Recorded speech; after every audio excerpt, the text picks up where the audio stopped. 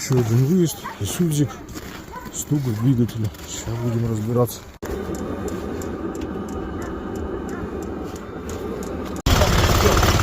Это МВД дергается, не газ, вот. Да, я понял. Так, производится регулировка клапанов. Заменили некоторые попучки. Стали новую прокладку. Сейчас собираем, будем запускать. Так, отрегулировали клапана, установили все. Стук не пропал.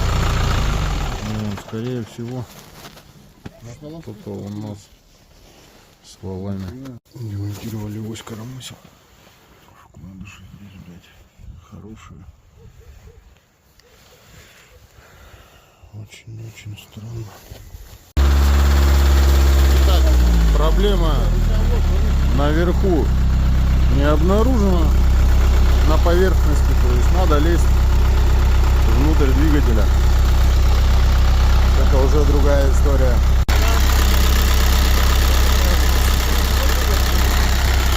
Так, тянем мы его на базу к нам, на капитал. Приступили мы к демонтажу ДВС. Сливаем масла, все жидкости. Итак, обломан у нас здесь получается палец. Просто он сломанный. Вот. Все здесь бежит, течет. Здесь тоже все течет. Но это ничего страшного. Вот. Отсоединение стартер, все в принципе, растянули коробку. Демонтировали мы двигатель. Сейчас его перевезем для разбора. Так, двигатель дома. Сейчас будем приступать к его демонтажу, разбору точнее. Вон дефектовки. Так, сейчас демонтируем ТНВД. Сняли форсунки, свечи.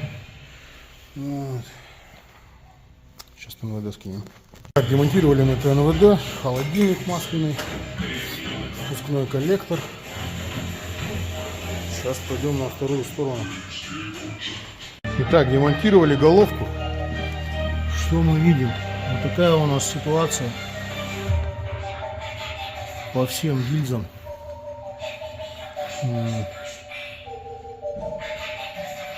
Видно, да?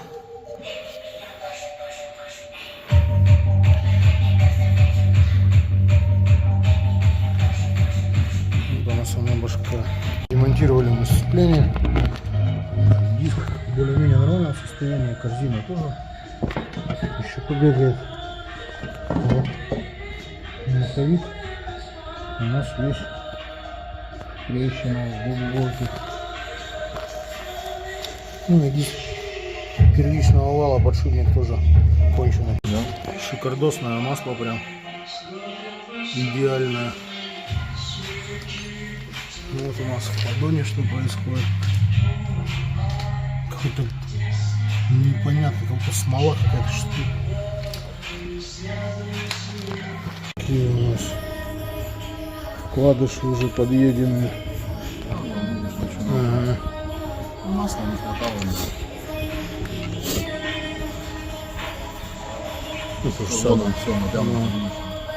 Все, Слезала прям, ну.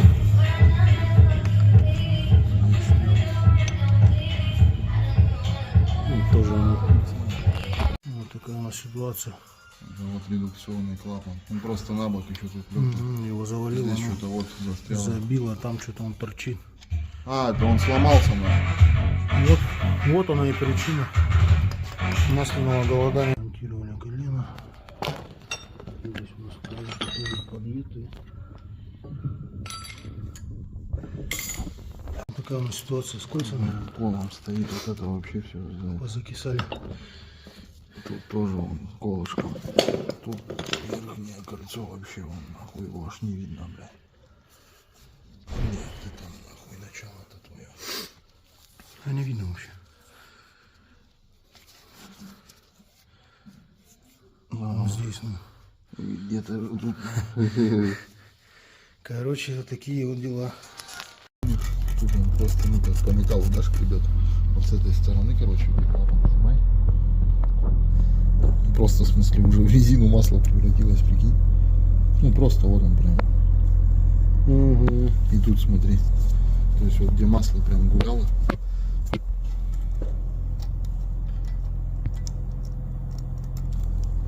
То же самое, да. Он прям, в смысле, вот, прям гуталин. И вот эта тема еще. То есть на самих. Ну там. Видишь, прям, она прям прилипает, в смысле. Да, да. Надо сейчас все чуть-чуть. Ужасть. Идеально, чисто, новый двигатель. Да. Любой мороз заводится. Мы обрабатываем головку блока цилиндров.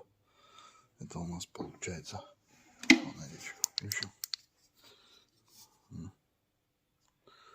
Там пакостей много внутри. Очень много. Вот так примерно должно выглядеть. Вот как есть с другой стороны. И с клапанами тоже. Вот он чистый. А вот они грязные. Там просто очень большой слой грязи. Здесь сейчас покажу.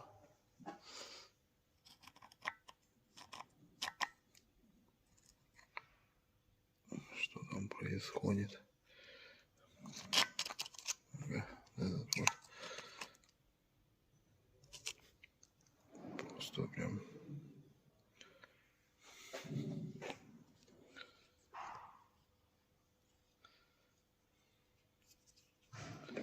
Вот такое вот масло было. Все прям грязное. Очень липкое, противное.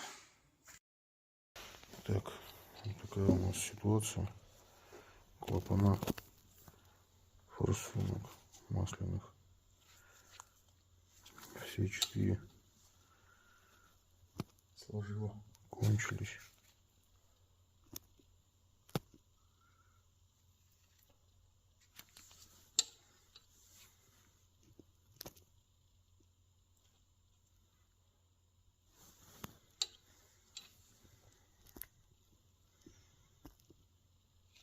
Покупаем их. Вот это вот нам все предстоит отмывать. Слой тут, конечно, вообще, мама, не горюй. Вот это вот все. И вот это тоже. Производим мойку запчастей. Итак, как мы видим, мойка не особо помогает. Жутко все грязное. Ну, еще в бензине будет отпариваться. Приступили мы к сборке 4HF1. Отмыли все. Уже бензином здесь по месту. Вот, установили коленвал. Сейчас будем под поддонник устанавливать. Подготовили болты к протяжке. Поршневая очень грязная. Вот ее очищаем. Выглядит это вот так. То есть каналы надо сейчас прочищать. Ужасть. Двигатель 4HF1 уже подсобрали. Коленвал стоит. Масляный насос стоит. Маслоприемник.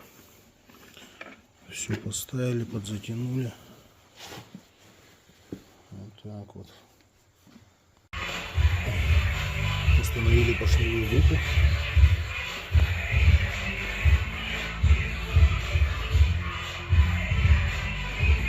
Поставили мы поддон. Как поставили, зашпаклевали. Угу. Слушай, кривой как баранировка. Установили ГБЦ. Контрольная протяжка.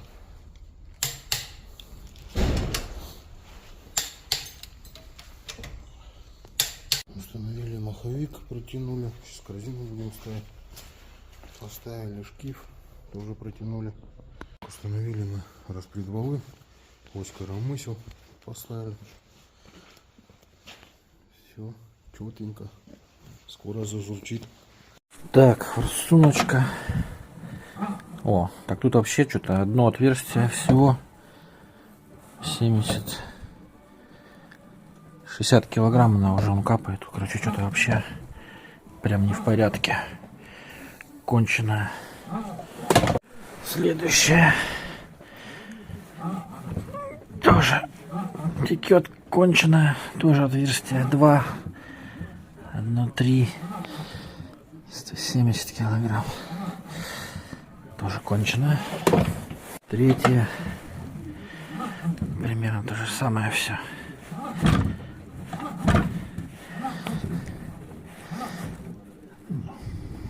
Короче, примерно одно состояние.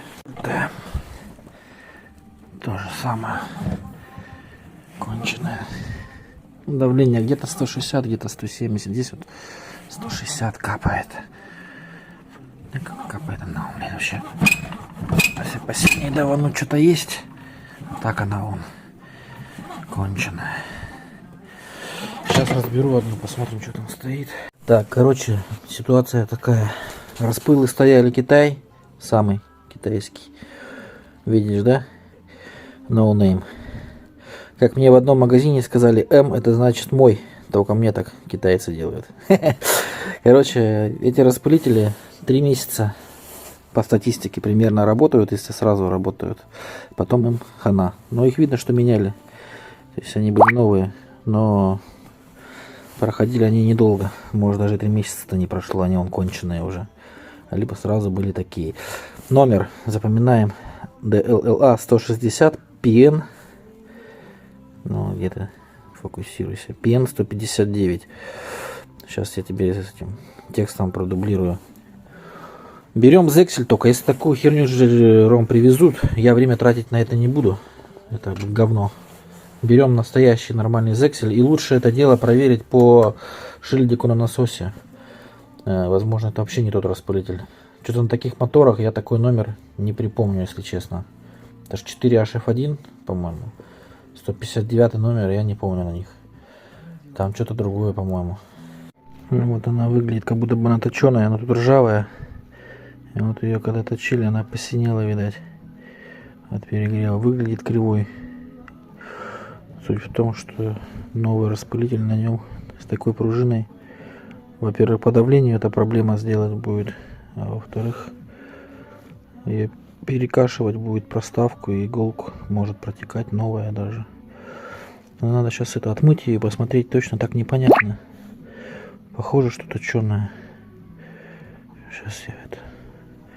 Жди, короче, надо выяснить до конца. Так, ну все, пружины посмотрел, все одинаковые, вроде ничего не точеное. Если были точеные, они бы в размер не попали ровно. Пружины все одинаковые, только корпуса в плохом состоянии. Вот такие вот тут, короче, моменты. А, это масло. Слава богу, я думал, тоже кусок такой.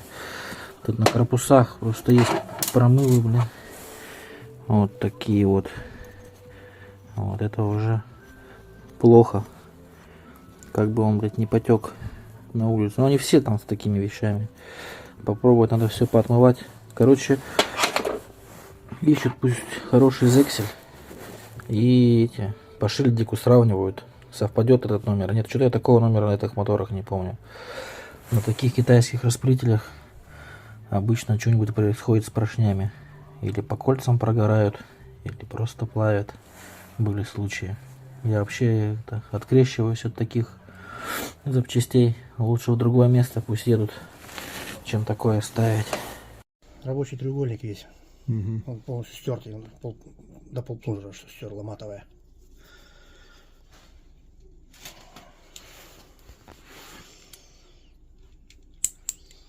Так. И вовнутрь смотрим. Вот окошко, через которое происходит наполнение плунжера топливом. Потом сжатие плунжером. Вот смотрим. Вокруг окошка прям матовое вот так вот. Матовое все вырвано. И на выход прям полоса вырвана. То есть плунжер качает. Пустую сам на себя работает, получается. Тут каждый плунжер посмотреть, там, это будет хорошо видно. На солнце просто. Все понял. Поставили ТНВД. Сейчас будем помпу устанавливать. Новенькую. Установили мы коллекторы. Попали мы в меточки наконец-то. Не встает у нас точнее не вставал со старым шкивом. Пришлось поставить раздолбанный шкив с двумя метками. Все выставили. Сейчас будем притягивать. Так, будем сейчас производить установку двигателя на Isuzu Elf. Папки зарабатывает на 20 минут, сейчас 5000 заберет и уедет. Мы установили, перекатили его в бокс, сейчас оттает. И завтра будем уже все обвязывать. Двигатель 4HF1.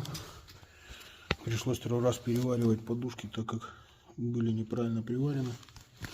Пришлось сдвигать на 7 мм вот эти вот концы. Пришлось здесь растачивать по отверстиям, тоже немного не попадало. Ну, сейчас поставили все. Наверное, да. Какая у тебя тут тормозуха сливается? Черная, нахуй. Чернющая прям вообще.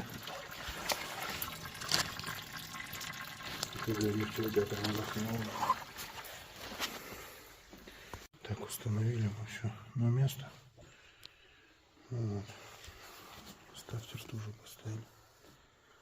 Сейчас жидкостью заливаем. И еще одно место, вот оно видно. По болту капает у нас антифриз.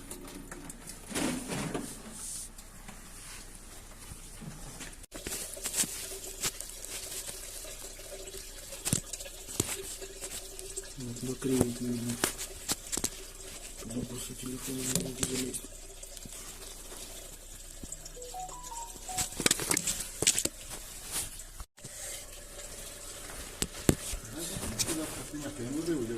Ну да.